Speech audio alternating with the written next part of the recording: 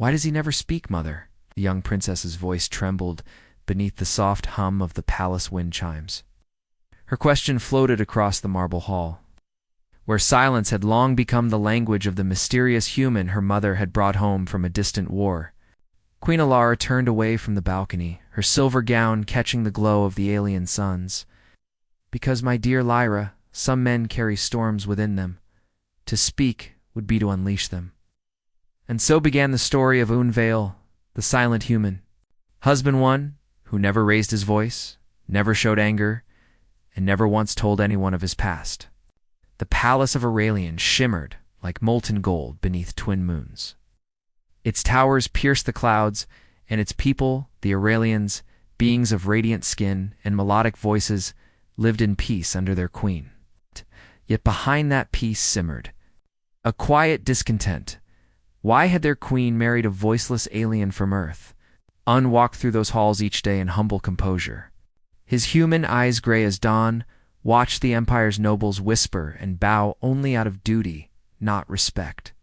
His hands bore faint scars, his movements precise and deliberate. He was polite. He was kind, and he was feared not because he had done harm, but because he never explained himself. Lyra, the princess, had tried to understand him.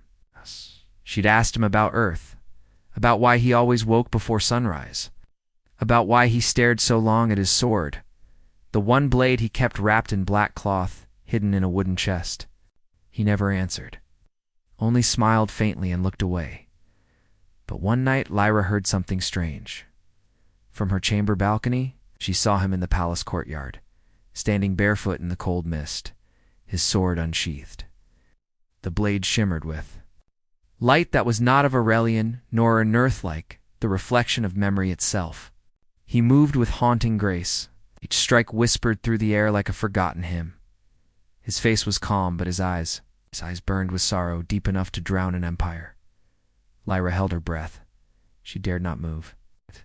Because though the blade never touched flesh, its hum felt alive, like it was waiting to remember what it once destroyed. By morning, no one spoke of the night before. The guards who'd glimpsed the human training said nothing. But in the royal court that day, a messenger arrived, bearing grim tidings, the Crimson Dominion. The rival empire to the north had broken the ancient peace. Their ships dark as obsidian serpents were seen advancing toward the Aurelian border. Panic rippled through the court. The generals demanded an immediate counterstrike. The nobles accused the queen of weakness, and amid the shouting, Yuan simply stood behind the throne, silent as always, until the queen asked softly, "What do you think we should do?" Every gaze turned toward him. For the first time in a year, the silent husband looked up. He did not speak. He only reached down, unwrapped his sword, and laid it gently before the queen. The air shifted. Even the guards felt it, the weight of something ancient and vast stirring awake. That night, Queen Alara stood before him in their chamber. "You said you would never draw that blade again," she whispered. Yuan met her eyes for a long, fragile moment. Then, in a voice hoarse from disuse yet steady as the sea, he finally spoke. "I swore that, till this world was worth protecting." And outside, thunder rolled across the alien skies, as if the heavens themselves had heard him break his silence. Something was coming, something that would soon make the galaxy remember the name Unveil. The next morning began with a silence too heavy for dawn. The palace corridors, usually alive with the song-like chatter of attendants, felt hollow. Even the light seemed muted, as if the twin suns hesitated to rise. Lyra watched from her chamber balcony as soldiers gathered below, their silver armor catching dim glints of orange light. She could hear the low murmur of commanders, the mechanical hum of airships being readied for battle. The Crimson Dominion was coming, and though she was barely 19, Princess Lyra could feel the weight of fear pressing upon her kingdom like a storm about to break. Queen Alara stood in the war hall, surrounded by her council. The room glowed with golden data projections of planetary borders, red lines marking the advancing enemy fleets. "They will strike within 3 rotations," said General Rion, his metallic crest flaring with unease. "Their capital ships dwarf ours tenfold. We will not surrender our skies Another barked. Alara raised her hand. Enough. Her voice, calm but commanding, silenced them all. We fight. Yes, but with precision, with heart. She turned toward Uwan, who stood quietly near the end of the table. The room tensed. Everyone knew who he was, but none understood what he was. Ilara's gaze softened. Walk with me. They stepped into the garden of crystal trees, where moonlight spilled like silver fire through translucent leaves. The soft hum of life surrounded them, but it couldn't disguise the sorrow in her tone. I know you once fought, Ilara said gently. I saw the scars on your hands the day I found you. You said you would never hold a weapon again. Una nodded slowly, his eyes on the reflection of stars in the lake. War teaches you to kill, but it never teaches you how to live afterward. She reached for his hand. Then why now? I draw that blade again. He looked at her quiet, unblinking. His peace built on fear is not peace, and the Dominion will not stop until all kneel. And I cannot let you kneel. The Queen's breath caught. She wanted to speak, but before she could, a shrill sound pierced the Iran alarm. An enemy scout ship had breached the outer border, in the skies beyond the capital. Crimson light streaked across the horizon. One ship, small, fast, a harbinger, descended like a comet of war. Within minutes, the city was alive with motion. Airborne sentinels deployed from the towers, shields shimmered into place. ... And soldiers flooded the walls. UN stood among them, still in simple gray robes, unarmored, unflinching. Lyra found him there amidst the chaos. You're not even wearing protection? She cried. He smiled faintly. Armor slows you down. Trust me. The scout ship struck the outer gates, sending shockwaves through the marble streets. From its hull emerged a figure cloaked in crimson. Envoy, tall and serpentine, eyes gleaming with cold intelligence. Queen Ilara of Aurelian, he called in a thunderous voice that echoed through the city speakers. Your reign ends tonight. Surrender your throne nor watch your people burn beneath the Dominion's fleet. The crowd trembled. Even the guards faltered. But before Ilara could respond, a single step echoed forward. Rend, the human. This is who stands beside your queen. UN said nothing. He simply unsheathed his blade. The moment the metal met air, the entire courtyard fell silent. A sound, soft, clear, like a chime struck by the wind, rang out. The air rippled. Envoy's sneer faded into shock as cracks of light split across his armor without Un even moving. He fell to his knees. Aaron's voice, calm and low, drifted across the stunned silence. Tell your emperor. The silent husband speaks through his blade. The envoy's ship fled into the clouds, leaving the city stunned. For the first time, Lyra understood why her mother had chosen him, and why the Empire would soon whisper his name with reverence and fear. Because the silence had ended, and the storm had begun. The echo of that single strike lingered for days. In the markets, in the temples. Even in the royal halls, everyone spoke of the silent human who had felled a Dominion envoy with one motion of light. But none truly understood what they had witnessed. Princess Lyra did not sleep that night. No. She replayed the moment over and over in her mind, the blade singing softly, the air trembling as if memory itself had awakened. She had felt its pulse, in her chest, as though it recognized her fear, and chose to shield it. By dawn, the Empire buzzed with whispers. Some called a weapon forged in secret, others, a spirit wearing human skin. But the truth Lyra knew was something deeper. Inside the quiet sanctuary beneath the palace, Queen Ilara stood before. The ancient altar of Aurelian light, rippling around her in ethereal gold. Ian knelt beside her, sword resting across his knees. It responded, Ilara murmured. After all these years, it still obeys you. Aaron's tone was quiet. It doesn't obey. It remembers. She looked at him sharply. Remembers what? He didn't answer. His eyes drifted to the blade, a weapon not forged by Aurelian, nor by Earth. It pulsed faintly with living light, its surface etched in patterns that seemed to move when you stared too long. She said softly. I need to know what you were keeping from me. He closed his eyes. You need to know when to ask it. And then the alarms began again. This time, there was no envoy. The Dominion had come in force. The sky split open as their warships descended like raining fire. Thunder roared through the capital as shield towers flared to life. The Aurelian fleet took to the air, brilliant silver vessels clashing against waves of red. Lyra watched from the command tower beside General Rion. "How many ships?" she asked, her voice shaking. "Too many," he replied grimly. "They're testing our defenses." Then the communication crystal flared, an urgent transmission from the outer skyline. "They're not testing. They're surrounding us."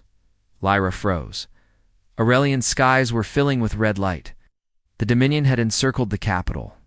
Down below, Un walked through the panicking streets, centered, his blade slung over his back. People reached for him, pleading, "Help us, protect us." He said nothing, but his eyes softened as he passed a child crying beside the stairs. He knelt, gently placing his hand on the boy's shoulder. "You'll see the sun rise again," he whispered. The boy blinked up, hope flickering where fear had lived. Ewan rose and turned toward the horizon. The Dominion's lead ship, a monstrous dreadnought, shaped like a burning crown, cast its shadow across the city. He knew that design. He had seen it before. Long ago, on another world, back in the throne room, Quidalara addressed her people through the palace's grand projection halls. "My people, you have stood proud for 1,000 years. We will not kneel today." Her words carried power, but her hands trembled slightly. She looked to the door, knowing he would come, and then he did. Yuen entered, his eyes calm, his steps measured. The golden light of the throne reflected off the edge of his blade. Ilara's breath caught. "You've seen this enemy before, haven't you?" He nodded once. "Before Aurelian, before your empire even rose, I thought I'd ended them." Lyra, standing near the queen, felt the air shift. "You mean Earth?" Aaron's gaze hardened, distant. "They weren't always called the Crimson Dominion. Once, they were ours. A weapon gone wrong. Humanity's mistake."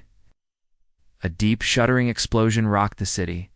Ilara's heart clenched. "En, what can you do?" He turned toward the window, where the Crimson Fleet burned the sky. "Only what I must. But when I draw the blade fully—" He hesitated, voice low. "It won't stop until the storm ends." He looked back at her, sorrow flickering beneath resolve. "Promise me, if I lose myself, save your people." "Not me," the queen's voice broke. "I won't lose you again." But Un was already walking away, out into the fire and thunder, and for the first time since the founding of Aurelian, the heavens themselves seemed to hold their breath, as the silent husband unsheathed the blade that had once destroyed a world. Asterisk. The city trembled as the Dominion fleet drew closer. Red banners flashed against the silver skies, and the metallic roar of engines filled the air. Civilians ran through the streets, seeking shelter beneath the towering crystal spires. From above, the dreadnought loomed like a celestial predator. Its hull shimmered with strange energy that even the most experienced Aurelian engineers could not decipher. Every movement sent shockwaves across the capital. The sound alone could have shattered glass in hearts, and stood atop the central plaza. His sword sheathed once more, but his presence alone drew silence from the panicked crowd. Even the generals faltered, unsure how to respond to a single human standing where thousands of troops would normally defend. Lyra arrived beside him, clutching the edge of her cloak. "You can't face them alone," she shouted, wind tugging at her hair. He looked at her with eyes like calm steel. "I don't face them alone," he said softly. "They are not soldiers, they are memories. Memories I must end." Oh. She didn't understand, and yet she trusted him. The first wave descended. Ships smaller than the dreadnought bombarded the streets, deploying energy mines and piercing the palace shields. Citizens scattered, screams echoing against marble towers. Yuen moved with a quiet inevitability. Every step he took caused the air to ripple, bending light around him. When he drew his blade, the city seemed to exhale. The sword glowed not with fire. but with a liquid brilliance that pulsed in sync with his heartbeat. And then the first strike came. He leaped into the sky, his blade cutting through a Dominion fighter as if it were made of smoke. The hum of the blade resonated like a low chord, and energy waves rolled outward, knocking ships from formation. The commanders watched in disbelief. How? General Rian muttered. It's unreal. Lyra clutched the railing, feeling the vibration through her bones. Each swing of Aaron's blade left streaks of light in the air, forming patterns no one had seen before. Crystals in the plaza reflected the radiance, multiplying it into a field of protective brilliance. Yet the enemy was relentless. The dreadnought unleashed a beam that split the plaza in two. Un did not falter. He crouched, gathering the light of his blade, and then swung it in a wide arc. The beam dissipated before it touched the ground. The crowd gasped, half in awe, half in terror. But it was not just the physical spectacle that stunned the people. It was the calmness of his movements, the deliberate patience, the weight of every decision. There was a story behind each strike, history etched into the metal of the sword. Lyra realized then that this man had lived countless battles, that the empire she had always known could never have prepared her for what he had endured. He fought not for glory, not for power, but for something far older, a promise to protect life. The dreadnought's captain, a towering figure, cloaked in crimson energy, activated a series of defensive shields. Ian leaped again, higher this time, and the sword seemed to hum louder. Almost singing, with a single downward strike, he split the dreadnought's shields. Sparks flew like meteor showers, cascading across the city. Citizens held their breath as fragments of the ship fell. Harmlessly in this first test of his might, the captain shrieked, rage echoing across the sky. This human, he is not of this world. Aaron's voice, low and steady, reached even the highest of the fleet. I am from a world that refuses to kneel. And then he vanished in a flash of light, reappearing at the next point of attack. The Dominion fleet scrambled, unable to anticipate his movements. Every strike, every arc of his blade, left them reeling. From the royal tower, Queen Alara and Princess Lyra watched, tears mingling with awe. How is this possible? Lyra whispered. Alara shook her head slowly. He is not just a man. He is human, Lyra, and humans survive where no others can. Below them, Aaron's silhouette moved like a phantom. Each strike of light illuminated not destruction, but hope, the hope that their empire would endure, and that the silent human who had come into their lives would carve a path through darkness that no empire could ignore. The first strike of light had begun, and the storm of the silent human husband was only just awakening. The city's skyline was no longer familiar. Smoke curled from shattered spires, and the scent of burning crystal mixed with ozone from disrupted energy fields. The people of Aurelian huddled in safe zones, whispering prayers to the twin moons, hoping the silent human could hold the line. But even amidst devastation, Une moved with unnerving calm. His blade, now fully awake, hummed with power, illuminating his path through the chaos like a beacon of impossible hope. Every swing, every step, reshaped the battlefield in ways the Aurelian generals could not comprehend. High above the city, the dreadnought regrouped with smaller cruisers. The Dominion's captain, furious at his losses, called for a concentrated assault. Target the central plaza, he barked. The human is there. Destroy him, and we crush their hope. Aaron's eyes flicked toward the sky, but he did not move to meet the threat yet. Instead, he observed, calculating, waiting Princess Lyra, positioned with the royal guards near the palace walls, whispered to General Rian, "Why doesn't he strike first?" Rian, sweat glistening on his brow, shook his head. "This isn't just a fight, it's a lesson. He fights on his terms, not theirs. Humans think differently. They see patterns we cannot." The dreadnought's cannons fired in synchronized arcs, shattering the plaza into fragments. Citizens screamed and scattered, their shadows dancing against flaming walls. Yet Aaron's blade seemed to absorb the light, bending it around him as he advanced. He struck the first cruiser with a swift, precise motion. The metal tore as if it were paper, and the ship disintegrated into shards of fire and energy. The hum of the blade resonated across the battlefield, and every Dominion ship within range shuddered. Still, he spoke nothing. From the royal tower, Queen Alara's hands trembled. She had always known there was something extraordinary about Unen, but even she could not predict this display. "He's unstoppable," she murmured, her voice a mixture of awe and fear. Lyra tightened her grip on the balcony rail. "But what is he? How can one man do all this?" Alara looked at her daughter with a heavy gaze. "He is human, Lyra. That's the power. They endure. They survive. They rise when no one expects them to." Meanwhile, across the city, Dominion forces tried to flank him. But Yuan anticipated every move, cutting across alleys and rooftops, his sword slicing through metallic holes with surgical precision. Each swing left behind a faint glow that seemed to etch patterns into the air messages only he understood. Asterisk, the captain of the dreadnought, watched in disbelief. "Impossible," he muttered. A single human. Aaron's eyes, gray and unwavering, met his through the viewport. The captain's blood ran cold. There was no fear, no hesitation, and only absolute resolve. A group of elite Dominion warriors attempted a concentrated strike from below, their ships converging on the palace gates. Undescended, the ground shaking beneath him, light streaming from his blade in a radiant wave. The impact alone sent the attackers tumbling, disoriented and vulnerable. One by one, they fell before his skill and precision, leaving the battlefield eerily silent except for the soft hum of his sword. Lyra's heart pounded. "He's saving everyone." "Yes," Alara whispered. "But at what cost?" Because even as the human moved with the grace of a storm, she could see the strain beginning to touch him, the faint tremor in his hands, the tiny falter in his breathing.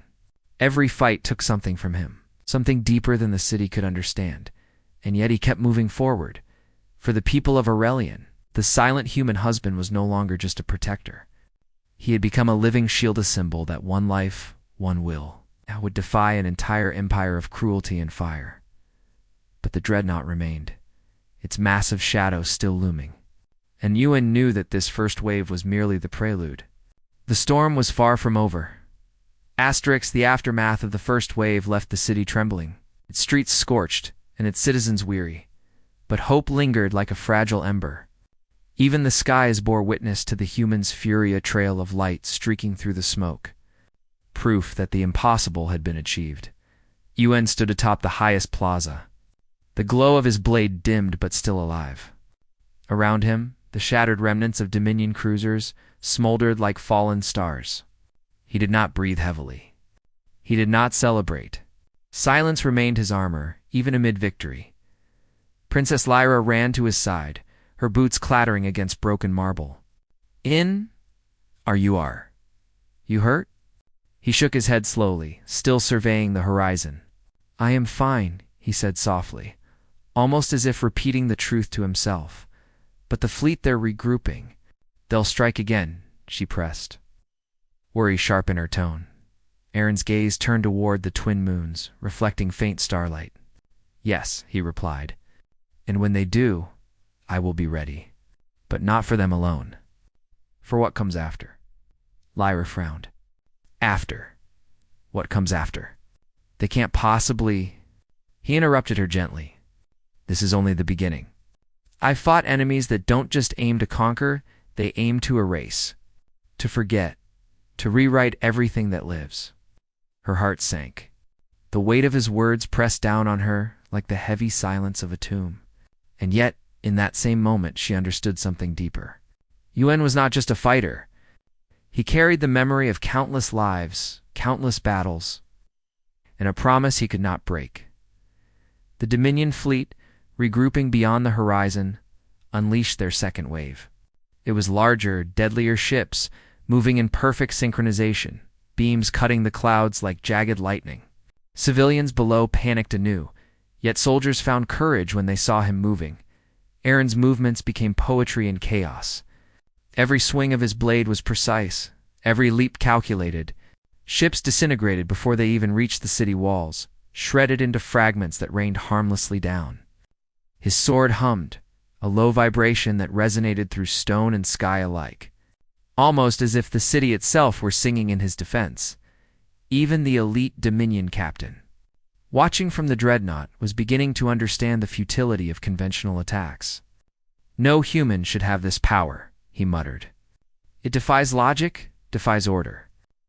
Aaron's gray eyes met the viewport. For the first time, he spoke directly, his voice carrying calm authority. This is not about logic. It is about survival. Queen Alara and Princess Lyra watched from the royal tower, awe and fear mingling in their hearts. Do you see it, Lyra? The queen whispered. He is not just fighting them. He is teaching them that they are alive, that they cannot be broken. Lyra's eyes glistened with tears. He's saving more than the city. He's saving us from despair. But Aaron's face betrayed nothing. Behind that calm exterior, the human carried the weight of his silence. Every swing of his blade pulled memories of wars long past, battles where friends had fallen, where promises had been broken. He could feel the pull of exhaustion in his muscles, but not a hint of doubt. Not now, not ever. This was the moment he had prepared for every choice, every silent day, every scar led here. The dreadnought loomed larger, its red energy now weaving around the city like a serpent. Ewan adjusted his stance, gripping his blade with a quiet ferocity that made even the soldiers around him falter in awe. Remember this? Murmured not to the fleet. Not to the city, but to himself. Silence is not weakness. Silence is patience, and patience becomes the blade that cannot be stopped.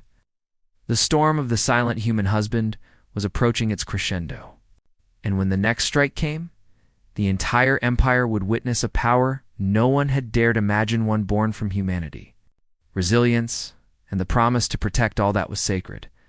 The night was still young, and the battle had only just begun. Asterisk.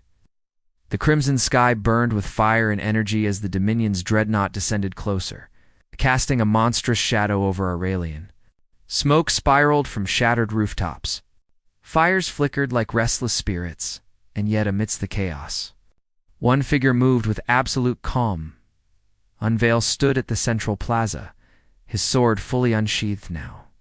Its blade shimmered with light that seemed alive, reflecting not only the fires around him but also the memories and resolve etched deep within his soul. He was no longer just a man. He was a storm given form. Princess Lyra gripped the balcony railing, trembling. He's alone, she whispered to Queen Alara, fear and awe mixing in her voice. Alara's eyes never left him. No, she said softly. He's never alone. Humans carry hope in their silence. That is his power, the dreadnought roared. And the Dominion captain appeared in the viewport, sneering. One man cannot stop an empire. Do you understand the futility, human? Aaron's gray eyes met the viewport. He did not flinch, his voice calm but carrying an unshakable authority. Drifted across the sky, an empire built on cruelty will always stumble, and a single human can be its reckoning. Then, without a pause, he leaped. The blade sliced through the air, leaving streaks of pure light. Energy cascaded outward, distorting the very atmosphere. The dreadnought's shields flared, trying to absorb the strike, but the sword moved faster, lighter, and stronger than anything the Dominion had ever encountered. With a single, fluid motion, Yuan split the dreadnought's hull. The impact was not an explosion, but a wave of light that sent shockwaves across the city. Ships fell from the sky in silence, dismantled without sound, their energy evaporating into the night. The soldiers, civilians and generals alike, stared, unable to believe what they were witnessing. The human, the silent husband, had undone an entire fleet alone. The Dominion captain's face turned pale. His hands shook. This cannot be. Aaron's voice cut through the cums like steel. It can, and it is. Remember this when you return to your empire. Humanity survives where arrogance fails. The dreadnought trembled, and then the captain fled. One by one, The remaining ships retreated, their energy trails burning in the night like warnings to anyone who would dare challenge the silent human again. The plaza fell silent. The city held its breath, waiting for a sound that would confirm reality. Aaron's blade dimmed, and he lowered it slowly, as if the world itself were exhaling. Lyra ran to him, tears streaming. You saved us all." He looked at her, gray eyes softening, yet heavy with the weight of his experiences. "I did what was necessary. But this is only the beginning. Darkness always returns, and when it does, silence becomes the sharpest weapon." Queen Alara approached, placing a hand on his shoulder. "You've given us more than victory, Yuen. You've given us hope. A reminder that one life, one choice can change everything." Nodded. For the first time, a faint smile touched his lips, a smile that carried the weight of worlds, of battles, fought and survived. In the days that followed, the Empire celebrated. But the story of the silent human husband spread like wildfire. He did not seek glory, nor claim titles. He returned to the palace quietly, tending to the wounded, teaching the people not through words, but through example. Princess Lyra often watched him from the balcony, marveling at the paradox, a man who spoke so little, yet whose actions echoed across the empire louder than any proclamation and deep within Aurelian. The twin moons shimmered like witnesses to a promise kept, that even in the darkest hour, humanity's spirits, silent, resilient, and unyielding, could ignite a light strong enough to stun an entire empire. The silent human had unleashed his blade, and in doing so, he had reminded the galaxy that the true strength of a man lies not in his words, but in the courage to act when all hope seems lost. The Empire would never forget. Nor would Lyra, nor would anyone who had stood witness to the quiet miracle of a human who became a legend.